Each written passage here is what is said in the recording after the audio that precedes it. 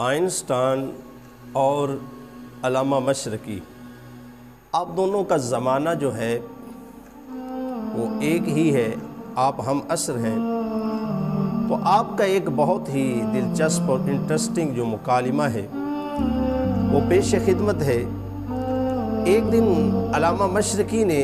Einstein سے کہا کہ تیرا اتنا بڑا سر ہے، چونکہ آئنسٹائن کا سر بہت بڑا تھا، تو کہا کہ آپ کا اتنا بڑا سر ہے لیکن عقل جو ہے وہ مجھ میں زیادہ ہے۔ اب آئنسٹائن جو تھا اس نے کہا کہ اس کی وجہ کیا ہے؟ آپ نے جو یہ بات کہی ہے کہ ذہن جو ہے، عقل جو ہے وہ میرے پاس زیادہ ہے، سر آپ کا بڑا ہے،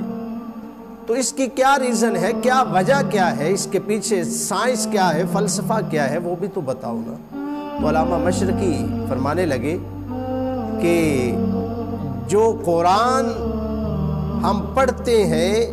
تو اس کی وجہ سے، قرآن کی تلاوت کرنے کی وجہ سے، قرآن پڑھنے کی وجہ سے اللہ رب العزت ہمارے ذہن کو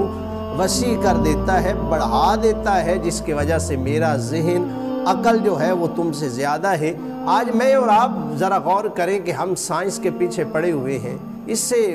میں منع نہیں کرنا چاہ رہا، لیکن وہ جو لوگ سائنس پڑھے ہوئے تھے، جن کو لوگ سائنسدان کہتے تھے اور بہت ان کا ایک مقام تھا، علمی مقام و مرتبہ تھا، نام تھا، تو وہ لوگ یہ کہتے ہیں، ان لوگوں سے ہمیں یہ باتیں ملتی ہیں کہ قرآن پڑھنے سے اللہ رب العزت بندے کو ذہین، عقل والا اور صاحب بصیرت و بصارت بنا دیتا ہے۔ تو میرے دوستو بھائیو، آج بھی مجھے اور آپ کو قرآن کا دامن تھامنا چاہیے تاکہ ہم قرآن کے مطابق زندگی بسر کر سکیں اور قرآن کے مطابق ہی ہمارا جینا اور مرنا ہو۔